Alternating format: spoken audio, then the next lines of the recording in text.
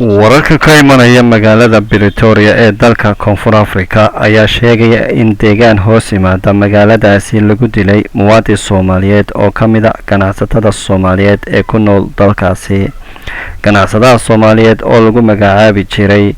Mahad Dheere waxaa dilkiisa geystay koox burcad ah oo hubaysnaa, kuwaas oo ku dhex dilay goobtiisa ganacsi oo ku taalay degmada Melmelodi oo ka mid ah deegaanada hoos yimaada magaalada Pretoria ee dalka Koonfur Afrika. Burcadda geystay dilka muwaadinka Soomaaliyeed ayaa si degdeg ah uga baxsaday goobtiisa shaqo, waxaana daqiiqado kadib goobta soo gaadhay ciidamo ka tirsan booliiska dalka Koonfur Afrika oo baaritaano ka sameeyay goobta lagu dilay marxuum Mahad Dheere, walow aysan jirin cid ay u soo qabteen dilka muwaadinka Soomaaliyeed. Koonfur Afrika waxaa inta badan ka dhaca dilalka dhaca iyo boobka loogu geysto ganacsatada Soomaaliyeed ee ku sugan dalkaasi, iyadoo dowladda Koonfur Afrika ay mar walba sheegto inay wax ka qabanayso dhibaatada iyo beegsiga lagu hayo ganacsatada Soomaaliyeed ee dalkaasi ka xoogsada. Ciidamo ka tirsan booliiska Koonfur Afrika ayaa gaaray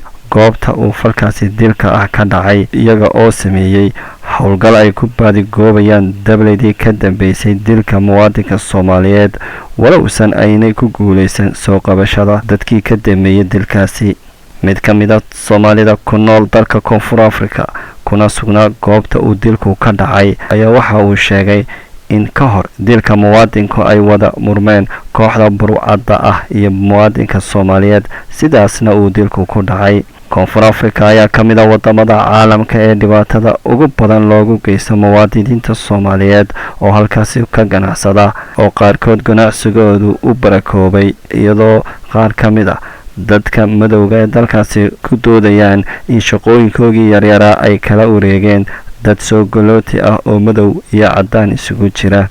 Inkastoo ay caadi ka noqotay dalka Koonfur Afrika dilka loogu geysto muwaadiniinta Soomaaliyeed ee waddankaas ka xoogsada, ayaa haddana aan abid hore loogu maqal in ciidamada waddankaasi soo qabtaan dadka waxyeeleeya ajaanibta ay Soomaalidu ka mid tahay kadibna maxkamad la saaro. Dowladda Soomaaliya ayaa lagu dhaliilay in aysan kala hadlin dhigeeda Koonfur Afrika